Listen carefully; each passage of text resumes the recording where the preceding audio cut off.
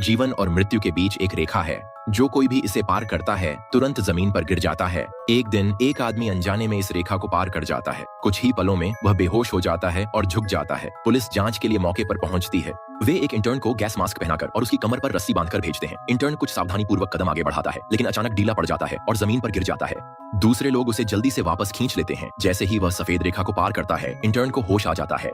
स्थिति पूरी तरह से अजीब है। सफेद रेखा के पार शहर में आखिर हुआ क्या? उस सुबह शहर में एक जीवंत उत्सव चल रहा था, लेकिन ठीक 10 बजे एक काला साया पूरे शहर को घेर लेता है। सभी लोग बेहोश हो जाते हैं, यहाँ तक कि जानवर भी नहीं बचते। एक जैव रासायनिक हमले का संदेह करते हुए पुलिस जांच के लिए एक विशेषज्ञ को बुलाती है, लेकिन वह भी इस अजीब घटना से हैरान है। अचानक विशेषज्ञ एक और अजीब दृश्य देखता है। जमीन पर पड़ी गायें खड़ी होने लगती हैं। फिर एक एक करके शहरवासी होश में आते हैं, जैसे कि उन्हें कोई नुकसान नहीं हुआ हो। पुलिस शहर की पूरी तरह से तलाशी लेती है, लेकिन कुछ भी असामान्य नहीं मिलता। जीवन धीरे धीरे सामान्य हो जाता है। जब ऐसा लगता है कि घटना समाप्त हो गई है, विशेषज्ञ को शहर के डॉक्टर से एक चौंकाने वाला तथ्य पता चलता है। शहर की हर महिला अजीब तरह से गर्भवती है और गर्भाधान की तारीख सामूहिक बेहोशी के दिन से मेल खाती है।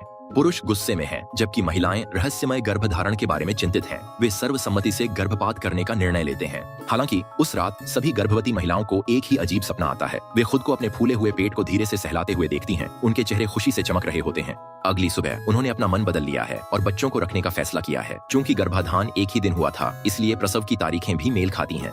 जब समय आता है, सरकार प्रसव में सहायता के लिए एक बड़ी चिकित्सा टीम भेजती है। रहस्यमय बच्चे एक के बाद एक जन्म लेते हैं और एक चौंकाने वाली खोज होती है। उन सभी के जीन समान हैं, जिसका मतलब है कि उनका पिता एक ही है। ये सभी तर्कों को चुनौती देता है। जैसे जैसे बच्चे बड़े होते हैं, वयस्क कुछ अजीब लक्षणों को नोटिस करने लगते हैं। सभी बच्चों के बाल सफेद होते हैं और उनकी IQ असाधारण रूप से उच्च होती है। 1 साल की उम्र में वे पहले से ही अपने नाम की वर्तनी कर सकते हैं।